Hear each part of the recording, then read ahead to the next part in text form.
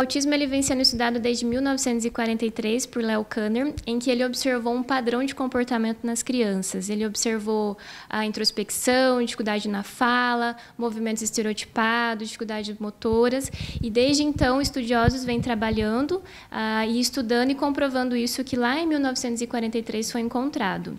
Ou seja, para a gente observar as características do autismo, a gente está falando de dois principais anéis, que são os nucleares para identificar, que está ligado primeiro à comunicação e à interação social, e o segundo está ligado a comportamentos estereotipados ou repetitivos. Um diagnóstico certo do autismo, como que é possível fazer? Muitas pessoas confundem também. Na minha percepção, o diagnóstico de TEA é um dos mais difíceis, porque a gente precisa de uma rede de profissionais na relação interdisciplinar e transdisciplinar para avaliar e fazer todo o acompanhamento com essa criança, ou bebê, ou adulto. Eu sugiro que a gente pense no psicólogo, no fonoaudiólogo, no neuropsicólogo, no neuropediatra, no pediatra, no psiquiatra infantil, foniatra, terapeuta ocupacional, para a gente fechar um possível diagnóstico em que a gente precisa também fazer as intervenções e acompanhar essa criança. Eu considero também ele mais delicado e difícil porque a gente está falando de comorbidade juntos com o autismo. A gente está falando de TOD, a gente está falando de hiperatividade, a gente está falando de distúrbio do sono, em que cada caso é um caso. Por isso, a delicadeza e o cuidado de olhar para cada criança. E como que é o desenvolvimento de uma criança com autismo? Usualmente, a gente está falando que existe, dentro do marco do desenvolvimento, a gente está falando que está alguma coisa atrasada. Ou a linguagem, o olhar, a interação, a comunicação, a interação social. Então, a gente tem que cuidar desses marcos do desenvolvimento.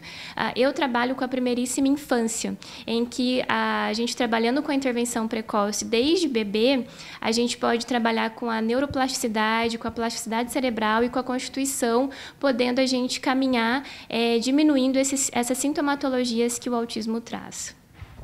Não tem como identificarmos, então, uma causa do autismo, né? Existem vários estudiosos apontando causas ambientais, causas dentro de históricos familiares. Alguns estudiosos estão apontando a genética, mas hoje ainda nada tão confirmado ainda. Talvez um montante de tudo isso, a gente está falando daí do autismo. O autismo, ele não tem cura, mas dá para ter uma vida bem tranquila com o tratamento correto. E isso é possível caminhar dentro mesmo com essa patologia, é possível se formar, fazer faculdade, trabalhar e ter toda uma vida social.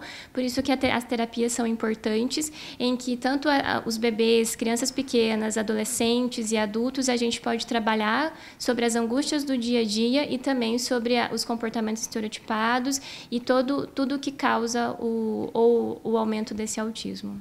Teria como fazermos uma intervenção precoce, no caso?